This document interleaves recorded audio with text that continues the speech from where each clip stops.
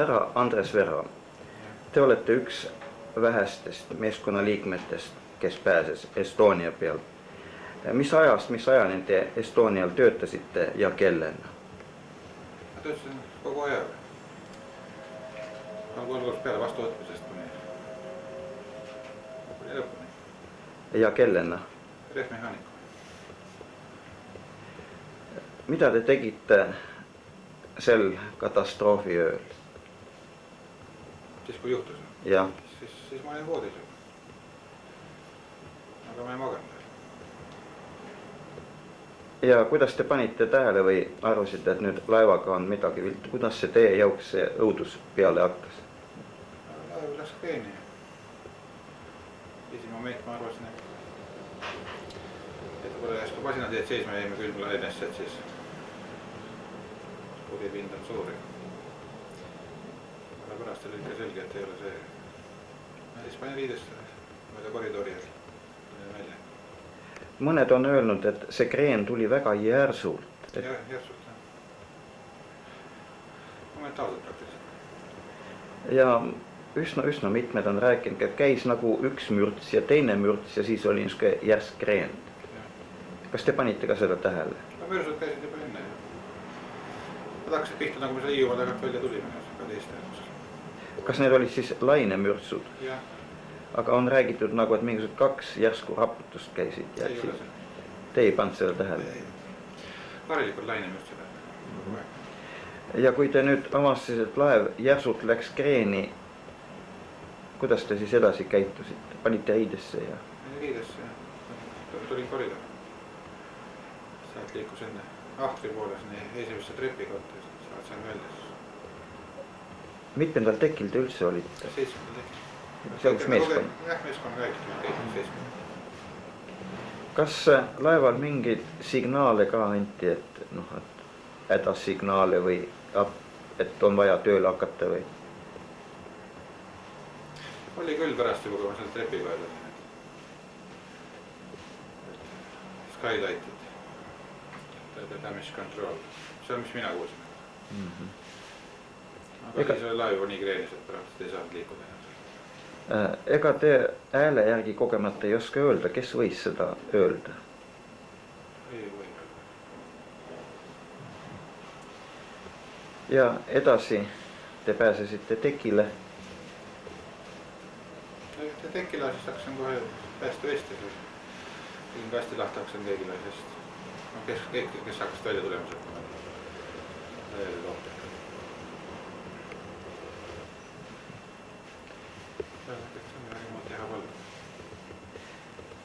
Jutt on nüüd ka, ma nagu ette tean, et te kohtasite selle töö käigus ka kapten Pihti nägite. Kas te sellest natuke lähemalt ei räägiks? Ei, ma nägin, et ta seal oli. Siis ma pärast liikusin sinna ahtri poole enne ahtri trepi kodumis. Laeva keskel kuskil, sest ta oli seal. Ta rääkis rahvale selle, et vesti tuleb kõvemini kinni siduda. Ma niimoodi ise temaga ei rääkinud. Kuidas ta riides oli? Ei mäletaks. Sari. No teie panite selga nii, mis te kiiruga saite panna, aga... Ma olin see töötunke ja siis meie see johve oli peale. Kuidas te siis päästepaatiga sattusite või päästepaar? No mindi siis laine minema saad siis, kui oli 90 kraadi kreeni hakka. Tulid laeva peal, siis ma ujusin tükk aeg ja siis lõpuks sain selle ümber pööratud parve põhja peal. Seal oli veel 3 inimest. Üks Rootsi mees, see ka pääses pärast ja 2 tüdrukut. Kaua aega nii parve peal sellistes oludes olite? See oligi kellu 7 läbi. Piisavalt kaua. Ma kordan veel, mitmekesi te olite seal parve põhja peal? 4 kesi algul oli. Kuidas sellest aru saada algul? Meid 5 arvasid laine kogu aeg seal pealt. Ei olnud kuskilt kinni hoida? Ei olnud, jah. Ja palju lõpuks pääses siis? 8 inimesed mehega. ja rasked arvud. Nojah, pärast lõpus sai juba jõuda nii ühed. Ikka tükk aega punitasin, sain uuesti peale, aga siis rootslast ma ise tõmbasin teda ja siis... Üllega ta ei aidanud enam ennast üldse, mul ei olnud ka nii palju jõudeta üles saada. Siis oli viimane tund nii istusimegi, tema oli vees ja ma hoisin talle käest kinni niimoodi. Jalad olid vastu seda õhupanooni seal ja siis niimoodi viimane tund niimoodi ma seal olime. Te nüüd töötate jätkus mehisust edasi töötada meremehena, te olete Mare Balticumi peal, samas ametis. Nüüd on väga tõsised probleemid, isegi suur ülekohtu tegemine meremeestele on kombinatsioonide küsimuses. Kuidas te selle peale vaatate, kuidas teie eluolu üldse praegu on?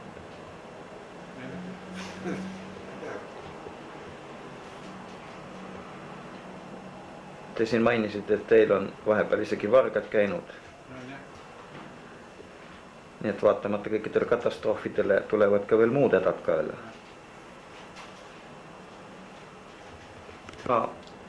Eesti poole komisjoni liider Andi Meister on maininud, et laeval võisid olla ka mõningad vigastused. Ma praegu võib-olla ei küsi selle kohta, kuid küsin kiiruse kohta. No kuna küsimuseks oli, et kas laev tormis liiga kiiresti läinud ja kuna teised vähendasid kiirust, teised vähendasid, see on tõsi.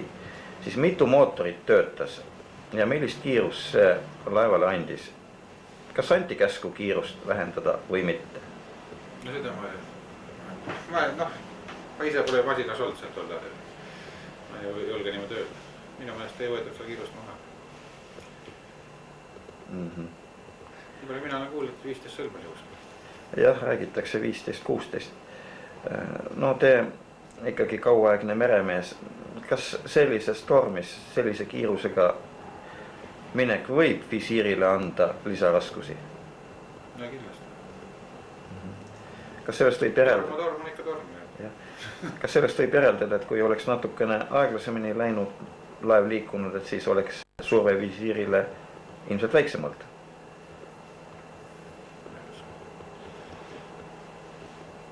No kui me paneme kokku kiiruse ja laine jõud, siis loogiliselt võttes visku oleks võinud natukene väiksem võib-olla. Ei no see on selge, et on väiksem oleks olnud. Kas see oleks päästnud? No jah, see on muidugi ise küsimus. No kuna te ei olnud sel ajal teenistuses, aga ma siiski küsin, võib-olla olete oma kamraadide käest kuulnud, töökaaslaste käest, kuidas käis käsk laev pöörata ringi, millisele boardile anti käsk, mis boardi pöörata? Ei, seda on üks, ma ei tea, mida mina seal sildast tehti. No ma igalt küsisin, järsku olete kuulnud. Seda sildast ei tuldu kedagi. Ja veel, kuna te ütlesite, et kreen tekkis väga järsult, siin on räägitud 30–45 kraadini, kes kuidas... Ei, no esimene moment nii palju ei olnud, aga ta hakkas väga kiiresti. See, mis esimene moment lõi, see oli muidugi väiksem kreen. Aga pärast... Kui kiiresti see kreen võis teie arvates tekkida, et nii suur kreen? Te ütlesid väga kiiresti. Võt, nõukses olukorras ei tea, ei oska üldse hinnata seda aega. Kui niimoodi hommikul isegi parve pealt meid üles tõstati, kui mul poleks öeldud, et mis kell on, ma ei oleks osanud öelda, kui palju ma seal, kui kaua ma seal üldse oli. Absoluutselt. Ja võib-olla teid aitas ka see, et olete atleetliku kehaehitusega, võib-olla see aitas ka kaasa seal parvel olekule. Kindlasti on nii. Ma olen ujumist käid teile oma nägus. Jah, nii et veega harjunud. Veega harjunud ja enne ka keset mered ujumas käid. Et mul selles mõttes ei olnud üks psühholoogilist mitte mingi. Nüüd muidugi on veel niisuguse asju, mida töö käigus võib-olla laeval olles, nii kuna te olite ikka pikaaegne, ütleme põline Estonial sõitja. Kas te oskate öelda, kuidas paigutati Estonial masinad, et kuhu need raskemad, kuhu kergemad masinad? Kuidas see autotekile autot paigutati? Kuhu suured masinad, kuhu väiksed masinad? Et laev oleks tasakaalus? No seda juba Türimänd jälgisid kuidas. Sa olenes iga kord, kui palju mingid masinaid on. No orienteeruvalt ikkagi võisite ju ka töö käigus, oma oleku käigus näha, kus, kas suured masinad ette või taha või külgedele või? Ei, no see, ma räägin, see kõik olenes sellest, kui palju midagi seal on. Need sellel oma ranged seadused ei olnud ette nähtud? jah, vast küll. Suured olid ikka rohkem keskpool ja seal oli kõik, kuidas neid autos oli, kas lasti see kolmas tekk alla või lastud, kas sinna läksid üldse auto? Kui lasti alla, siis ei saanud ju suuri autos enam boardi panna. Siis oli ainult seal taeva keskel oli seal, kus ühes kohas, kus ei käinud alla. No need mõningad küsimused ei lähe küll jah otseselt teie tööga, aga noh, kui Estonia peal oli, aga läheb ta küll kokku. Kuuldavasti tehti visiirile selle katastroofi aasta jooksul tehti mingisugust remonti. Mis remonti seal tehti, ega ei oska öelda. No ära Andi Meister on maininud, et seal olid mingisugused. Nii et selles juhul ei oskagi öelda, kas ütleme aparellile, saaks nimetatud seda rambiks, vigastused olid või ei olnud, aga igal juhul üks asi on, et miks aparellil teatud pragusi topiti kinni kaltsuga, kas te ei oska seda öelda, et mis põhjus see oli? Ma pole ausalt niisugust asja kuulnud. Ei ole kuulnud. No nüüd me kuuleme nagu igasuguse asju. Ma ei tea, miskipärast tahetakse teha niisugune mulje, et me on täitsa diviilid selle. Ei, no mina seda ei ütle, aga ma ütlen, et igasuguse jutte käib ja ma siis küsin, et mis te sellest arvad. Hakkasime seda keset tormist meelt autose välja laadima. No need on Felixi versioonid. Aga nüüd on veel üks asi oli. Vaata, ahtris oli sissepääs mootorite juurde. No millised käivitusid, ütleme, manöövriks, külgmised, vinditad. Nüüd on mingisugused teated on tulnud, et kuidas oli nende luukidega, kas need luugid olid kinni või lahti? Ei tea,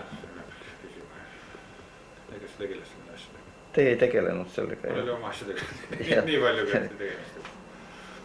Sest on öeldud ka, noh, kui ta seda ei tea, et seal ruumis oli olnud ka vett, oli olnud. Ma ei tea, ma pole käinud, sest minu asju seal üldse polnud. No jah, selge. Selge on see, et siin on omad asjad. Kas teil on tähelepanekuid, noh, süüdistatakse meremehed veavad salakaupa. Mina ütleksin, et toll sokutab seda peale. Kas teil on mingisugused tähelepanekuid tolli, ütleme siis diplomaatlikult ebakorrektse töö kohta?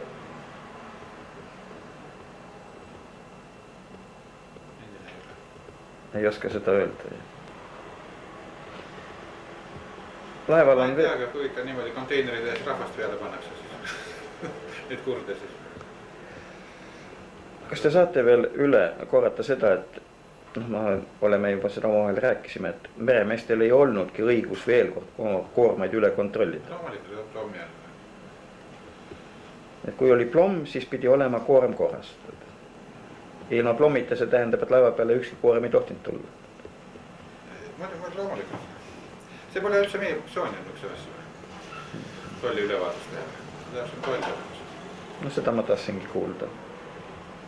Kuna te mainisite, et noh, see ei kuulu nagu minu kohustuste hulka või et ma ei puutunud sellega kokku, kas te täpsustaks, millised olid teie kohustused laeval ja kus oli teie tööpõld? Kõik külmutusseadmed, mis seal laevas oli. Absoluutselt kõik ja siis kõik see kogu ventilatsioon, kõik õhu konditsioneerimine. Kajutades ventilatsiooni segistid ja värgid.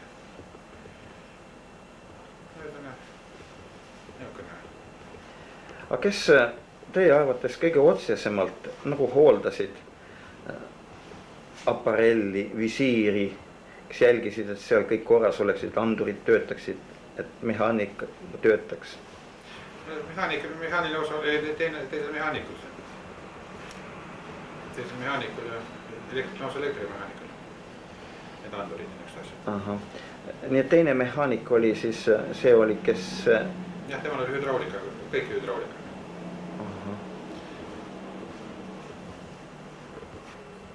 Ma siin algul küsisin kapten Pihtist, no selle nime ümber on ka palju mõistatusi.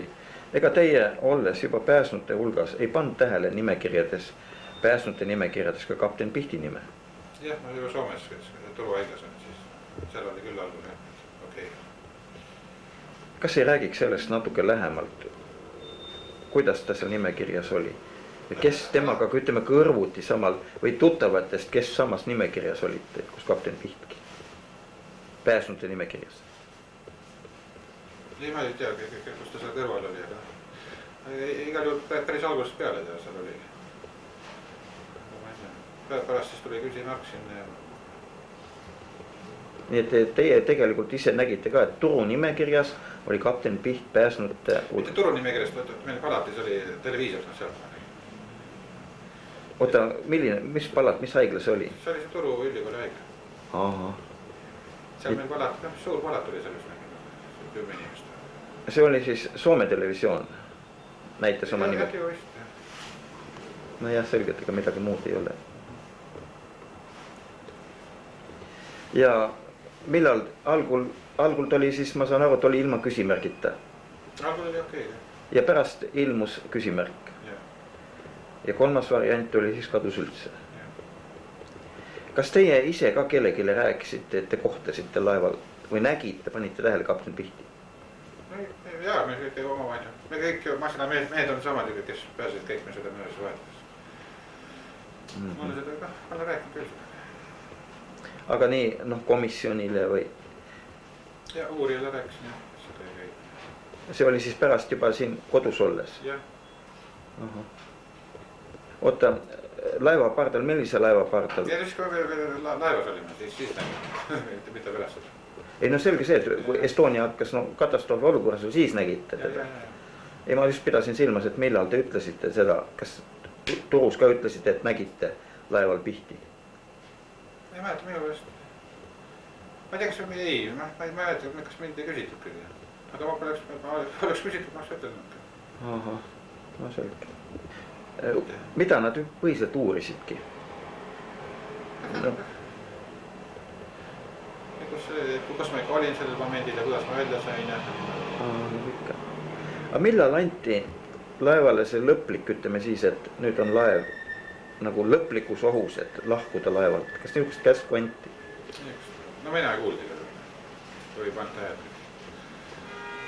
Kas elektrikatkestust ka oli laeval olemas?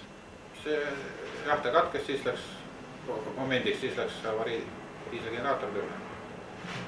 See oli ja siis muidugi ei olnud täit valgus, siis oli see avariivalgustus. Aga igal juhul niimoodi öelda, et pime, lõpmatult pime ei olnud? Ei olnud. No see, mis see ette nähtud avariivalgus. Ja siis muidugi siis pärast oli juba, siis oli kõik pimedaks kui juba. Enne seda, kui ma minema sellest. Kas see teie tervisele ka mõjus, see katastroofiöö? No nii füüsiliselt kui ei ole. Aga mingid tüsistusi, ütleme haavasi või mitte vajasite ravi või?